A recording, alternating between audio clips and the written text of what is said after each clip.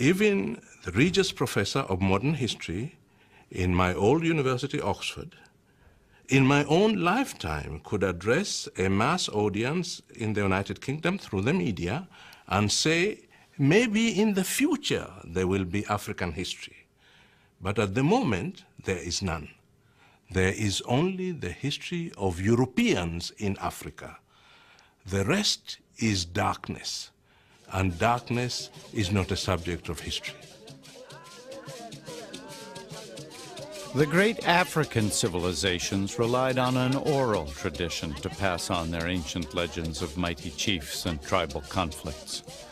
Generation after generation heard these stories, but gradually the memories faded.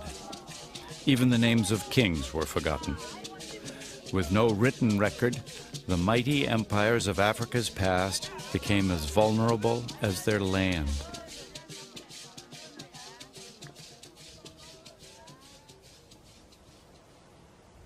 "800 years ago, this rugged terrain near the South African border with Zimbabwe was the site of one such kingdom. All outward signs of their civilization have long vanished, yet the local Venda people know, through whispers from their ancestors, that great kings and queens were once buried here, high above the bushveld on the summit of a cliff. A burial ground created with thousands of tons of soil carried here to cover the bare rock of the cliff top. Each body was adorned with gold treasures before the royal graves were sealed.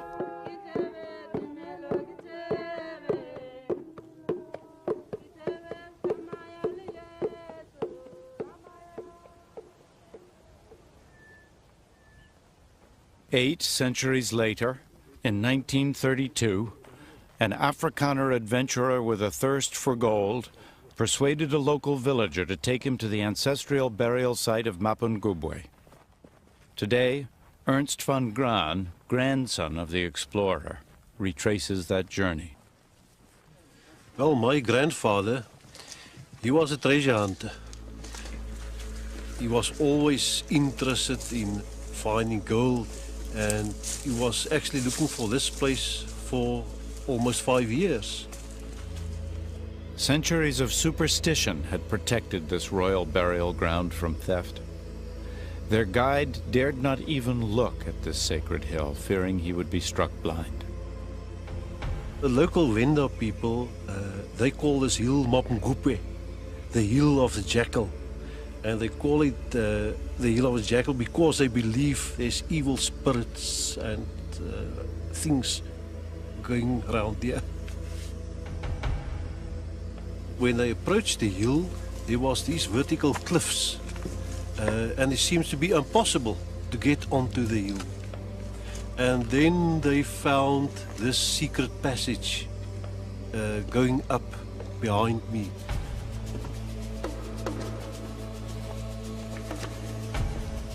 As Van Graan's team began their climb, they found holes carved into the rock face, an ancient stairway to the top of this hidden chimney.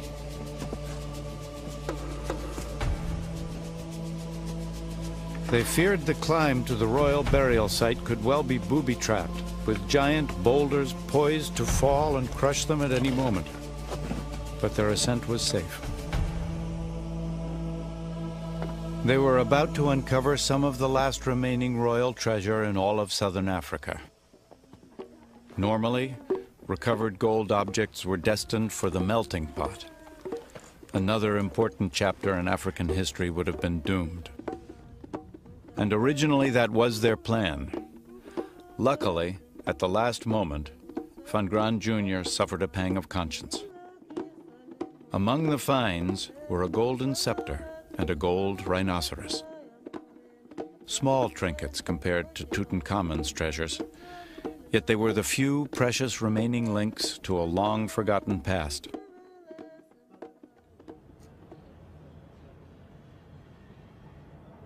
Van Graan had been a history student in Pretoria.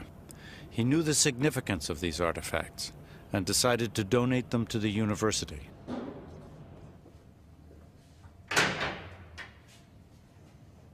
Though rescued, these treasures remain hidden from public view, locked away in archaeology department vaults. Pottery later excavated at the site proved there was once an enormous settlement at Mapungubwe.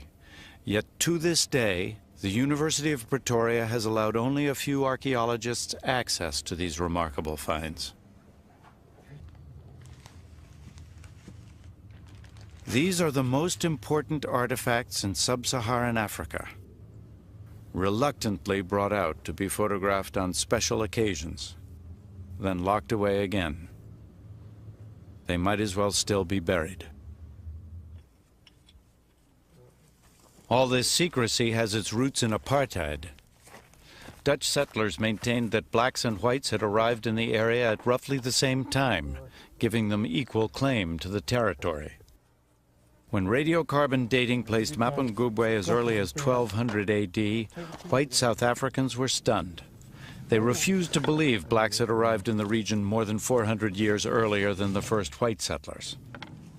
The Afrikaner scientists tested and retested Mapungubwe, making it one of the most radiocarbon-dated sites in all of southern Africa. Yet the result was always the same, 1200 AD. With many white settlers in southern Africa, much of their argument had rested on the proposition much of this land was, in any case, free of African people. What do you mean it belongs to Africa? We arrived at about the same time as the Africans, so they have no greater claim than we have, so we have as much right as they have. So to tell them that, look, but they were here hundreds of years before you, undermines some of their basic claim to a special status in southern Africa.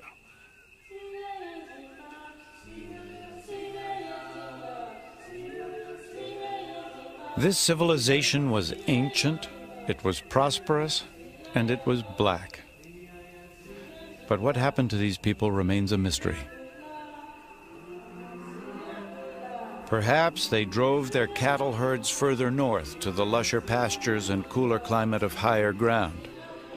Or perhaps they became the long-sought ancestors of another African kingdom. For only 100 years later, 200 miles beyond the Limpopo River, one of the greatest African empires would be founded.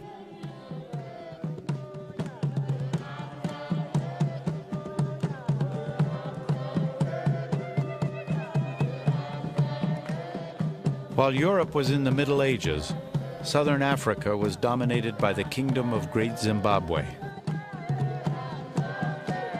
Their kings ruled from a court enclosed by a colossal circular wall, over 25 feet high and 16 feet thick. Little is known about the empire. Even the names of their kings are now forgotten. We do know they owned thousands of head of cattle and provided ivory and gold to Swahili merchants on the East Coast, the first link into Africa's trade network with the world. Today, the country of Zimbabwe takes its name from this ancient kingdom. Zimbabwe means Great House of Stone. Until recently, its real history was denied by white people. They were convinced that black Africans could not have created such monumental structures.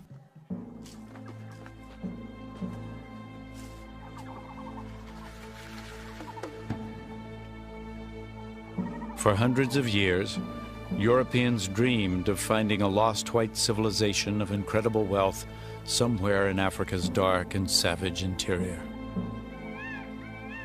Karl Mauck, a German explorer, had heard tales of ancient stone ruins in unexplored territory north of the Limpopo River. He searched for months before finally stumbling across these magnificent remains.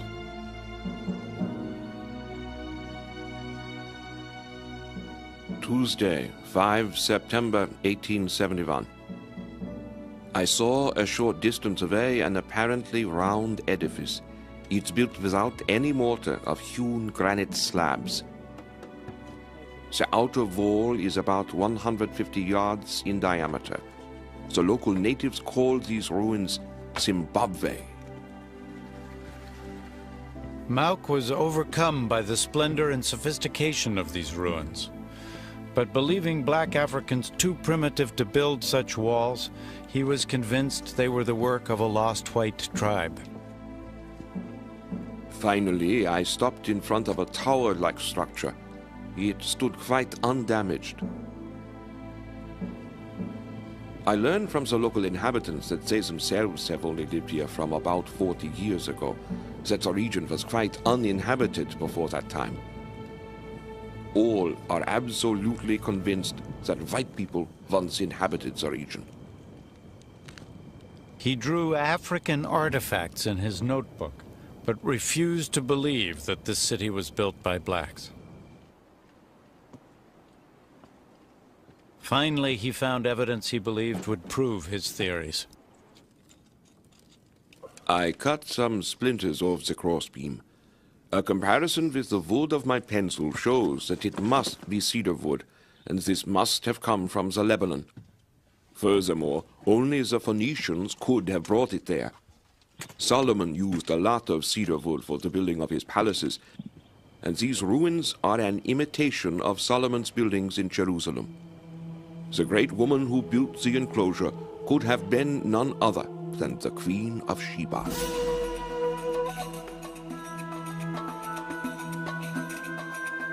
This place, according to Mauk, was biblical Ophir, the city of gold. The story of the Queen of Sheba is first told in the Bible. Laden with precious gifts of gold and gems, this mythical white queen visits King Solomon in Jerusalem. She is said to be a temptress, with a lustful body beneath her silken robes. She gives the king everything he desires. Karl Mauk concluded the Queen of Sheba must have been the Queen of Great Zimbabwe, and this place, her palace. Mauk's racist theories were quickly seized upon as valuable propaganda by white settlers seeking to expand the British Empire. Any proof that whites had been here in biblical times would help justify their new exploitation of the region.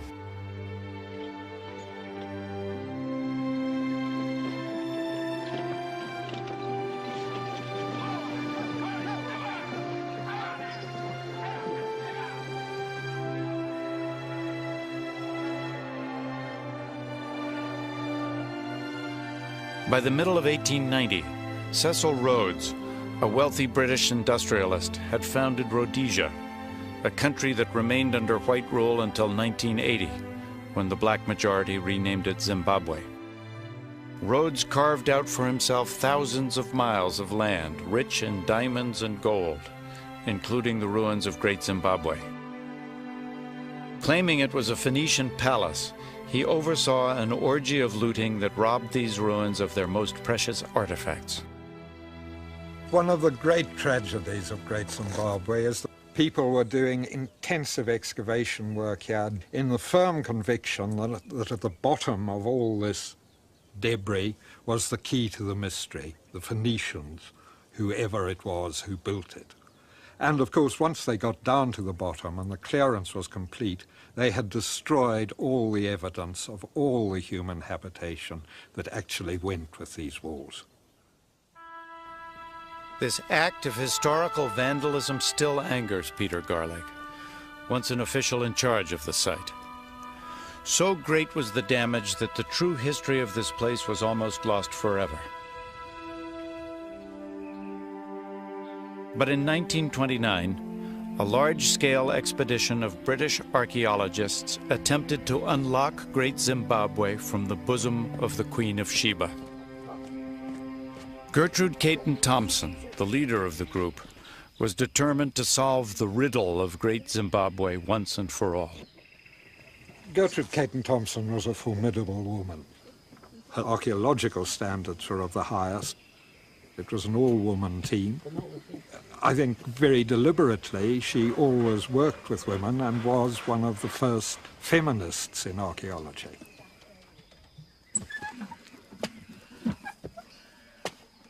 After weeks of digging, her team still hadn't found enough material to date the site.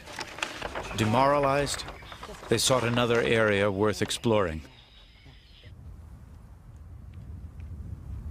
Caton Thompson needed to locate unpillaged ruins.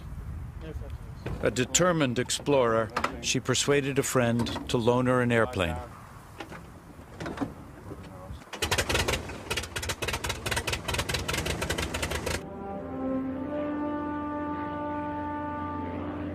As she swept past the back of the Acropolis, she noticed an uncharted path to the top. It was obscured by vegetation and led to a new set of walled enclosures.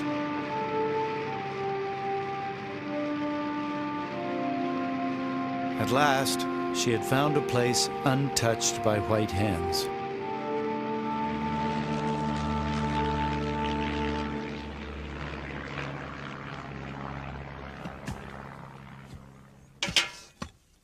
The work began the following day. They would eventually collect all the proof she needed. Her conclusion: ancient Bantu people had built Great Zimbabwe in medieval times, starting around the 11th century. But her report was not popular among white Rhodesians. Gertrude Caton Thompson's work gave her the highest reputation among academics and scientists. It did nothing to persuade the settler to overcome his prejudices.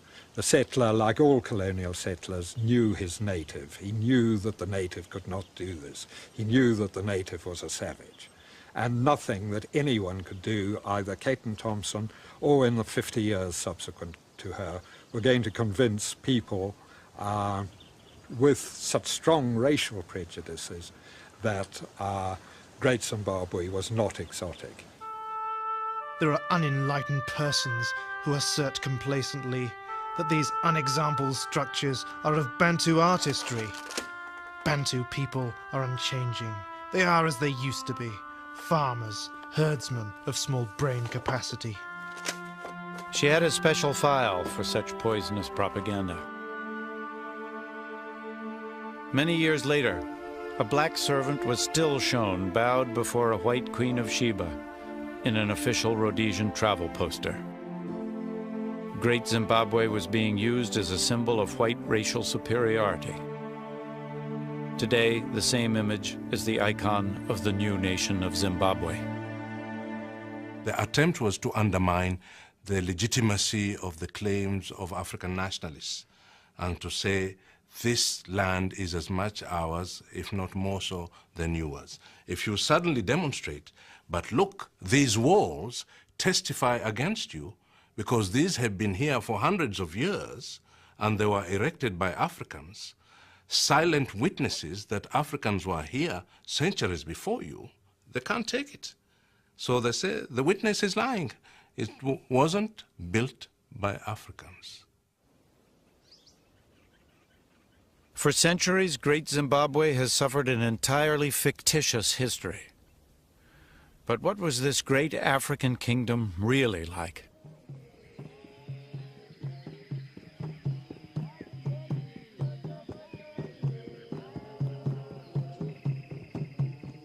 In its heyday during the 14th century, Great Zimbabwe was a thriving metropolis, unique in all of Africa. It was as big as London at the time, with a population as large as 18,000 crammed into just a few square miles. Inside its great stone walls was sub-Saharan Africa's oldest known urban culture. The noise must have been overwhelming. Smoke from hundreds of cooking fires would have darkened the sky.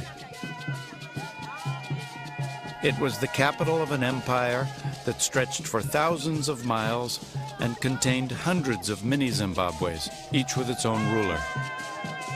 In Great Zimbabwe, a king's influence carried on long after he died. Spirits of ancestors remained an ongoing presence, both as powerful rulers and spiritual advisors. Today, the local Shona people are thought to be descendants of the people that built Great Zimbabwe.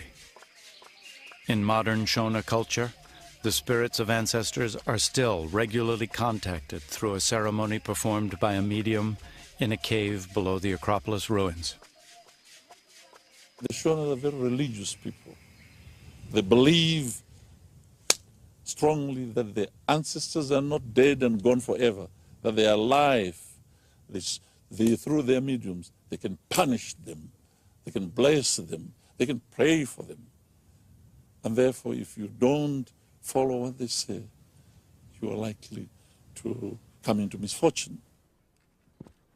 Stan Mudinge, a Zimbabwean government minister, has studied the ancestors of the Shona people.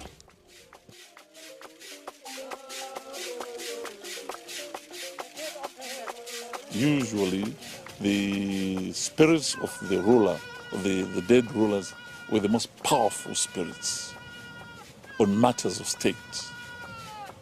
And these spirits possess mediums, and they become, in every respect, the emperor back in human form.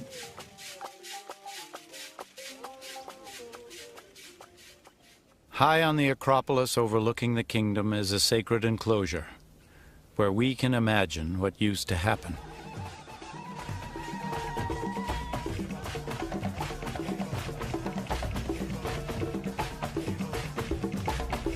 During times of trouble, the king would come here to pay tribute to his ancestors and ask for guidance from his spirit medium. The medium would work himself into a trance and be taken over by the spirit of a long-dead ruler.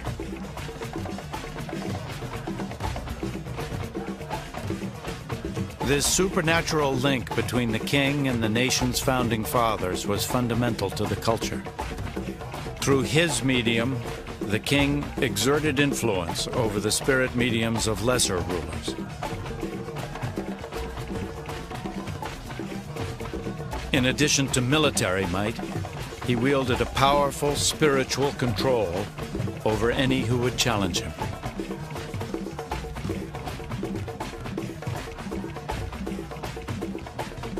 You didn't need a huge army to control. You had control psychologically. You could make people peaceful. You could make the pronouncements which people will follow and will obey.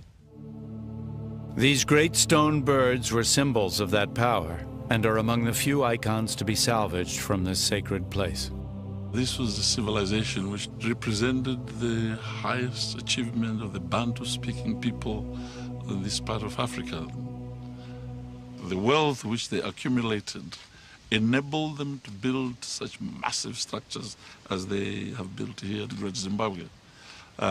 Especially down there in the valley, I think there was sheer arrogance, pomposity, the great madness which seized Louis XIV to build the great Versailles Palace.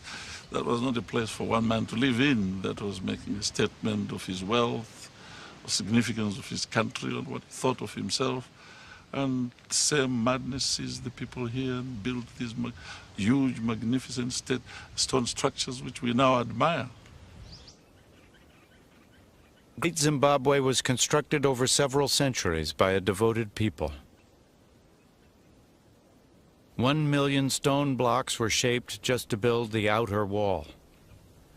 Each subject paid tribute to the chief with 7 days of labor each month, not slave labor.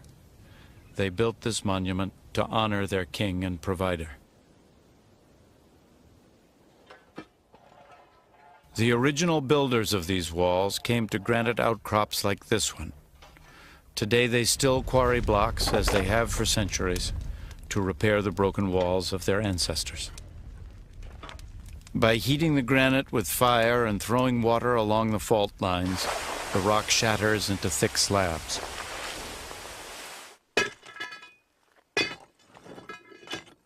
Then begins the slow process of breaking and shaping the rocks for the dry stone walls. Although it's easy to understand how they built these walls, why they built them is the subject of fierce debate. Was the great enclosure a fortress or a palace? The narrow passage between these towering walls has generated lurid theories. Many believe it stopped men from spying during female initiation ceremonies. Most likely, though, it was simply to maintain absolute privacy for the royal household. That still leaves the enigma of the giant cone-shaped tower. The first Victorian investigators focused in on it as a sexual symbol, as a male penis in stone.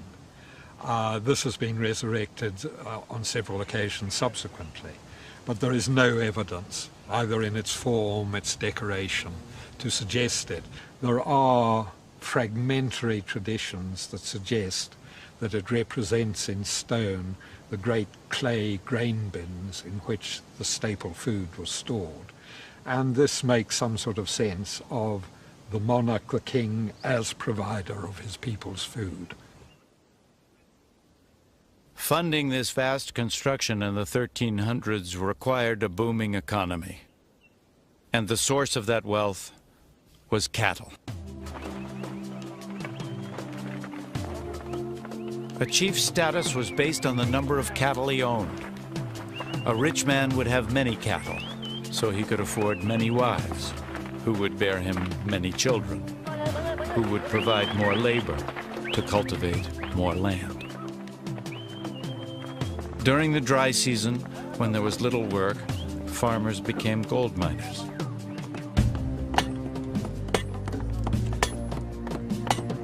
Digging for gold in these narrow mine shafts was so dangerous, laborers had to be bribed to go underground.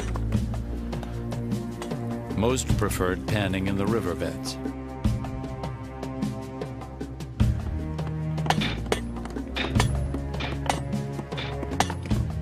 Gold was the monopoly of the king. He paid his miners in cattle, reserving the gold for himself for exchange and barter with the Swahili merchants of the East African coast.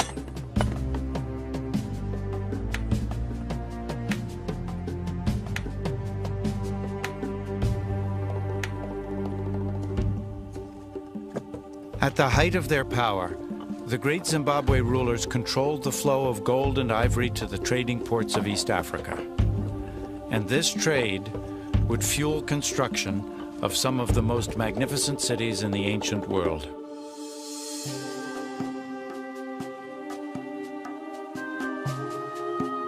In the 14th century, Africa's Swahili coast was an exotic place, described by Arab sailors as vibrant and affluent, with the most beautiful and well-constructed towns in the world.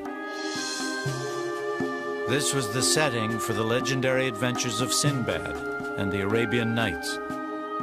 Persian carpets were exchanged for African ivory. Porcelain was traded for gold.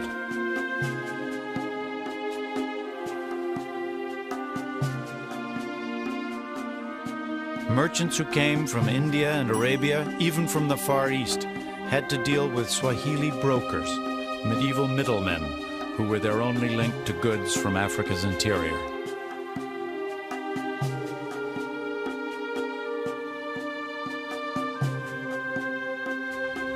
The Swahili built and sailed the dhows and navigated the treacherous channels to the many trading ports. By controlling the sea, they maintained firm control over all commerce in the region.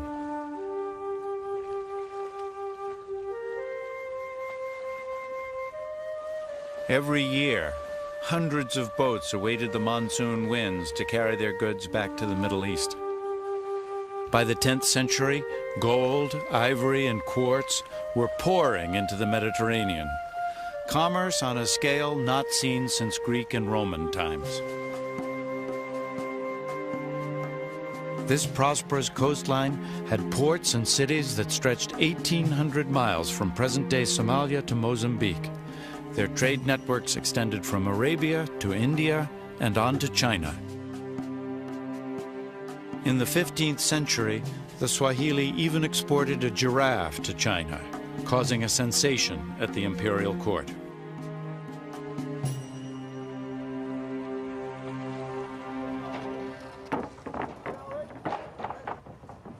This extensive contact with other cultures produced a cosmopolitan society, influenced by both Arab and Indian traditions. Yet despite their widespread success, this region of Africa has also suffered a history denied.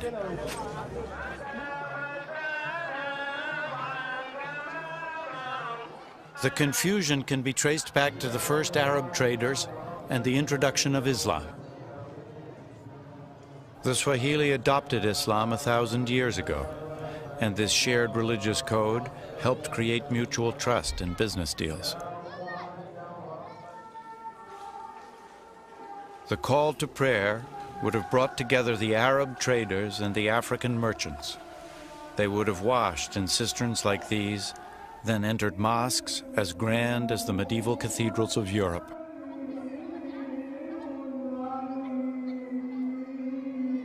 But the mystery is, who built these once great cities? Arabs or Africans?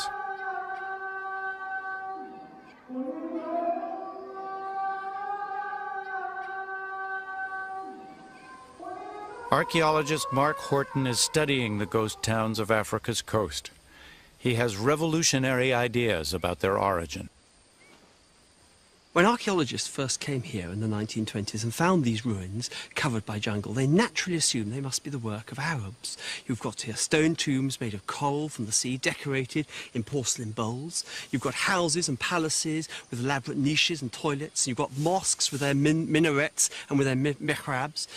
This surely must be the work of Arabs. But I now believe that, in fact, this interpretation is wrong, that these are an African society.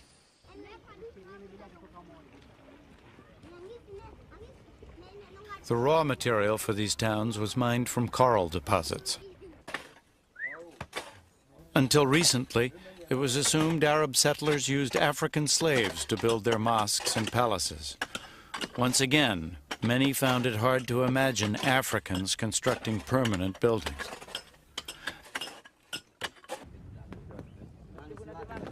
Now it is thought the Swahili played a much more active role in creating this trading empire, and that the wealthy merchants who built these coral towns were African, not Arab. It's a complicated story to untangle. By the 18th century, long after many of these coastal cities had gone into decline, the east coast of Africa was actually ruled by Arab sultans from the island of Zanzibar. To support their territorial claims, they insisted Africans were mere bystanders in the development of Swahili civilization. For 10 years, Mark Horton has been helping the Swahili rewrite their history and lay claim to their rightful legacy.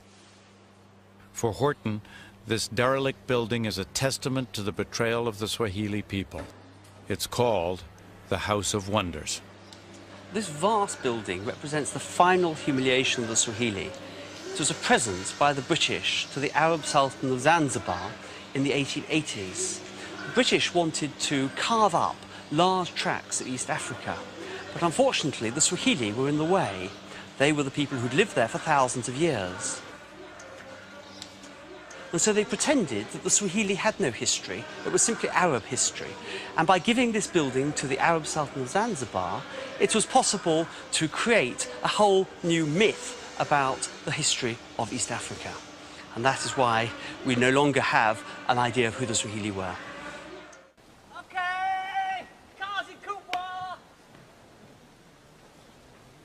Horton believes the only way to find out who they were is by digging.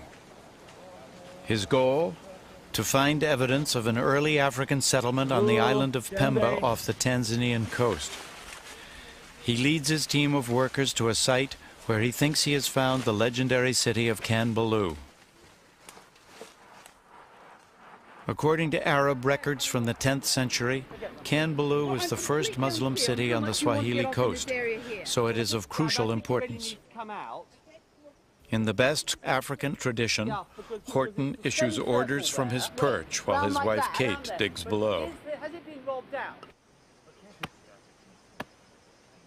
They are starting to uncover the floor of a mosque that has completely collapsed. Horton hopes it will reveal how Islam came to East Africa.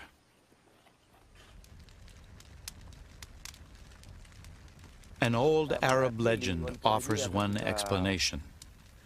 Abdul Juma, Zanzibar's chief archaeologist, turns it into a campfire story for the weary workforce. It comes from the journal of an Arab explorer.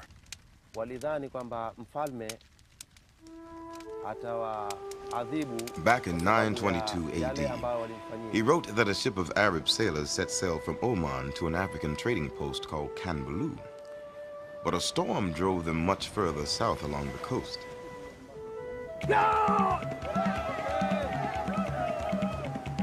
Now, the people of this coast were reputed to be cannibals, so the sailors feared for their lives.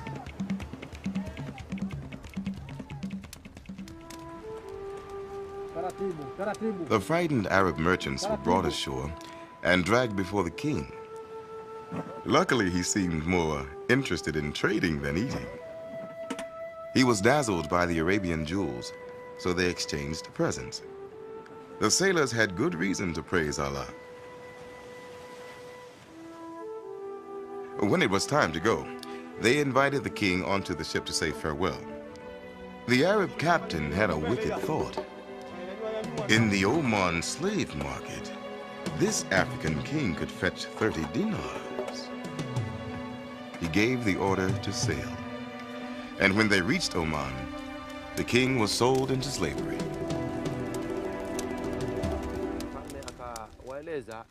Over the next year, the king learned Arabic and studied the Quran and eventually became a devout Muslim.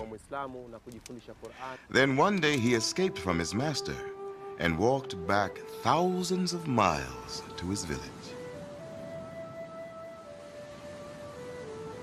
Several years later, the Arab captain who had betrayed the king set sail on another voyage to Kanbalu.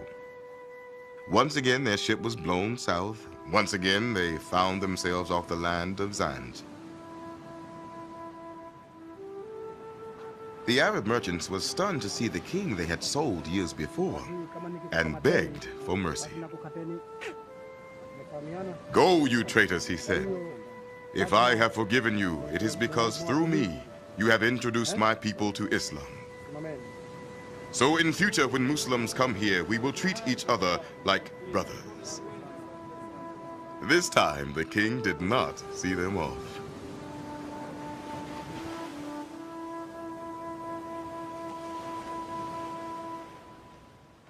The moral of the tale is that the Swahili might have become Muslim to avoid being sold into slavery. Horton thinks the spread of Islam along the Swahili corridor was a kind of insurance policy against the Arab slave trade.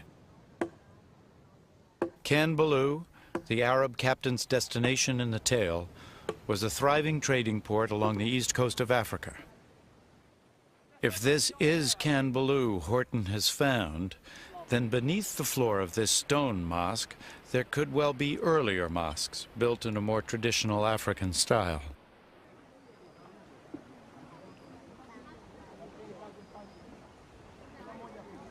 On this beach, the temporary fishing village has a wooden mosque. Swahili only live here during the fishing season, as they have for 1,000 years. But they always build a mosque, one probably similar to the very first Swahili mosques. So, Mark, this is a timber-built mosque with thatch, typical of early mosques on these villages. Right. And when they abandon these, they graduate to one made of mud? Yes, mud and timber mosques. And usually it becomes larger than this timber mosque. And then, again, one then has a stone one? Yes, they built a stone on the same spot. One on top of another. On top of another.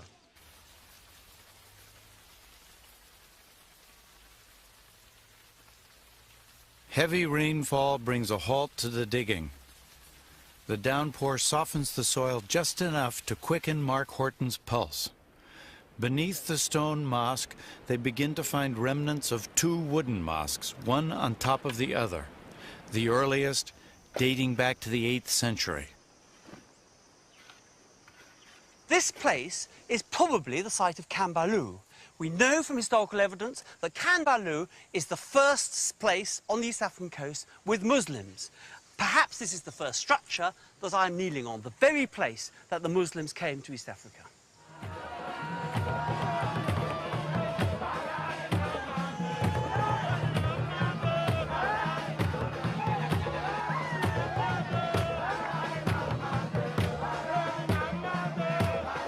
A Muslim festival honors the birth of Mohammed, but on the Kenyan island of Lamu, the celebration pulses to a uniquely African rhythm. The clans race dhows around the archipelago and surge along the harbor front. Islam may have come from Arabia, but this is a Swahili celebration in a Swahili town. Yet even many Swahili continue to believe the foundations of their civilization are Arab. Some of the confusion was self-perpetrated in the sense that many Muslims among the Swahili people preferred to identify themselves in Arab terms. So they added to their racist tendencies of outsiders who wanted to deny Africans any credit anyhow. So these Muslims had quasi-religious reasons for self-Arabization. And Western observers had racist reasons for crediting the Arabs with Swahili civilization. And the two forms of reasons converged to create the confusion.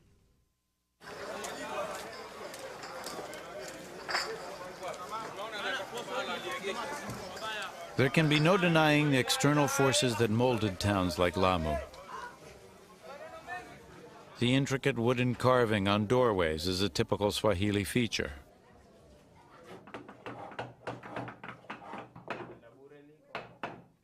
Perhaps several centuries ago, Indian craftsmen visited and taught Africans how to carve elaborate designs into wood.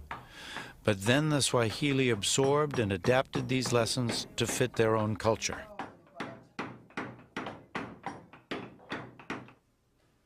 Perhaps Persians introduced the ornate designs carved into the walls of houses. But today, Swahili craftsmen practice the art of molding wet plaster.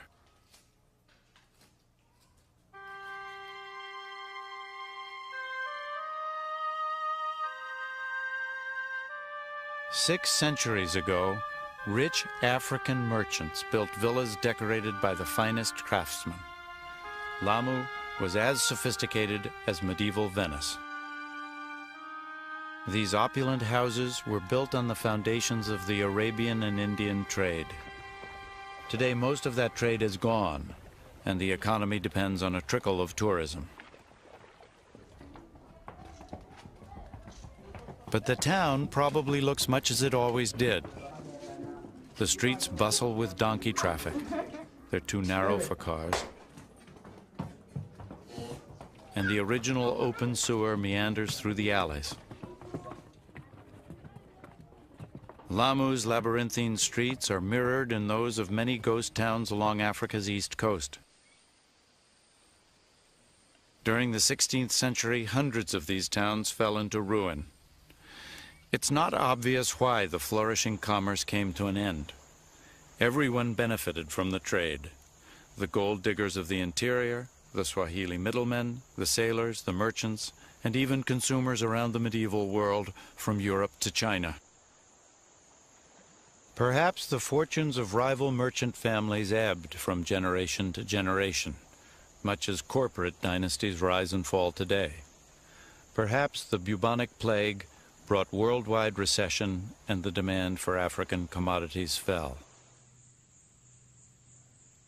It was the end of a glorious era for the kingdoms of Great Zimbabwe and the Swahili coast.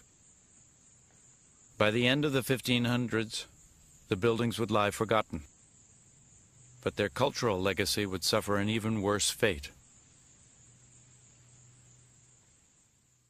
All societies select what they want to remember, but Only Africans have been totally denied a history of their own for so long. But remember, this is where our species began on present evidence. This is where the first humans walked on Earth. So the first habitat of the human species seems to be the last to be properly understood. We are paying a price for not understanding it.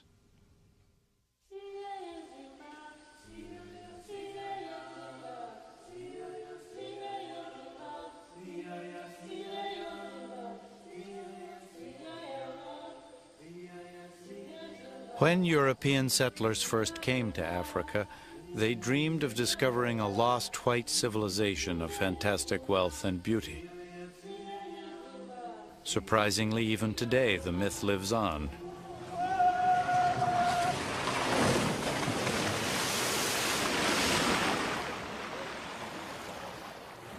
This is South Africa's lost city, a living monument to an imaginary lost white tribe.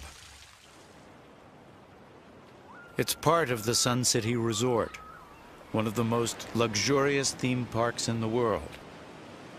The artificial beach is packed with white South Africans on vacation.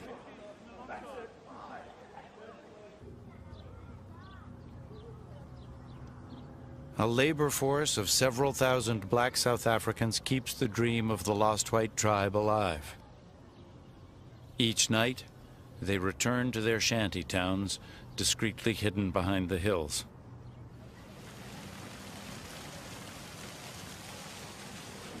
Perhaps in centuries to come, when future archaeologists uncover these ruins, they'll identify them as the remnants of a lost white tribe of Africa.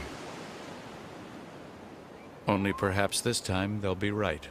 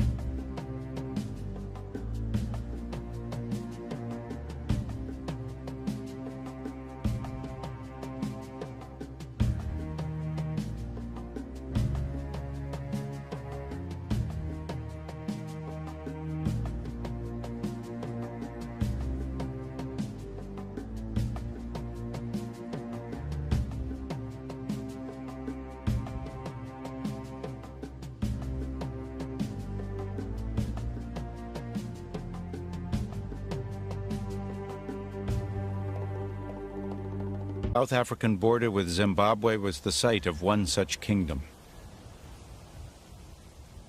All outward signs of their civilization have long vanished, yet the local Venda people know, through whispers from their ancestors, that great kings and queens were once buried here, high above the bushveld on the summit of a cliff.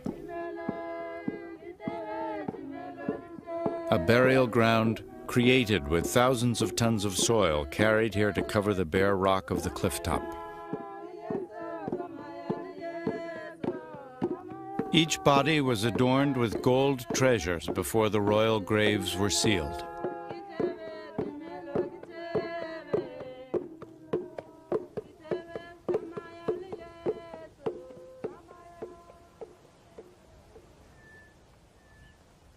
8 centuries later, in 1932, an Afrikaner adventurer with a thirst for gold persuaded a local villager to take him to the ancestral burial site of Mapungubwe. Today, Ernst van Graan, grandson of the explorer, retraces that journey. Well, my grandfather, he was a treasure hunter. He was always interested in finding gold, and he was actually looking for this place for almost 5 years.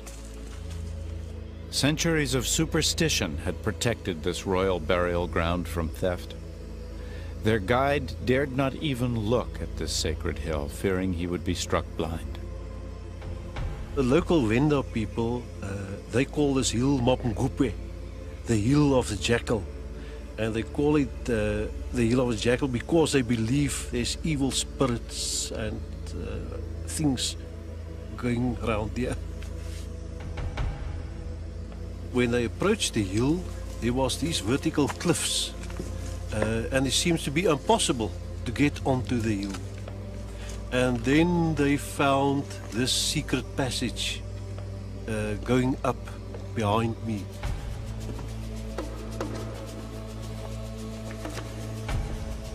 As Van Graan's team began their climb, they found holes carved into the rock face, an ancient stairway to the top of this hidden chimney.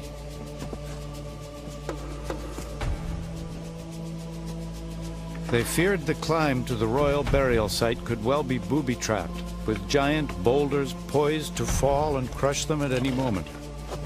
But their ascent was safe. They were about to uncover some of the last remaining royal treasure in all of southern Africa. Normally, recovered gold objects were destined for the melting pot. Another important chapter in African history would have been doomed. And originally that was their plan. Luckily, at the last moment, Van Graan Jr. suffered a pang of conscience. Among the finds were a golden scepter and a gold rhinoceros. Small trinkets compared to Tutankhamun's treasures, yet they were the few precious remaining links to a long-forgotten past.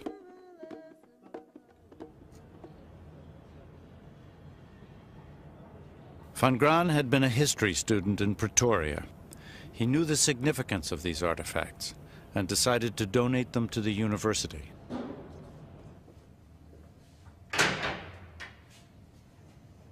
Though rescued, these treasures remain hidden from public view, locked away in archaeology department vaults.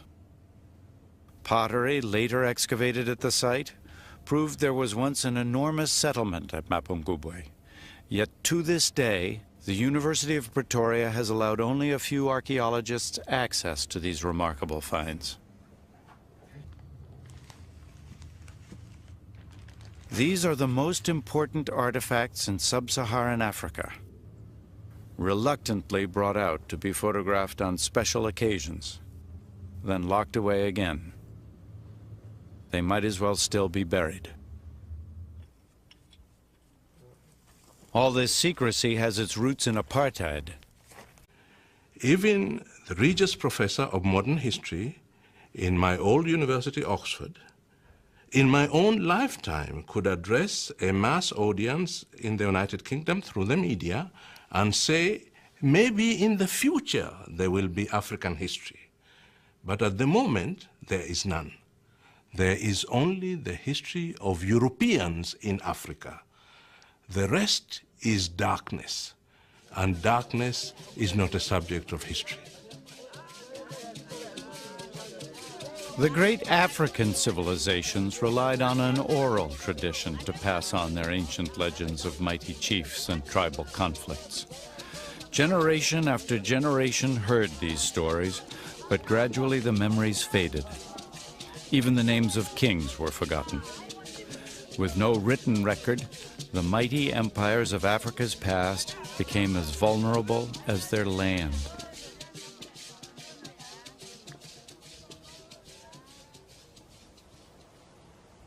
"800 years ago, this rugged terrain near the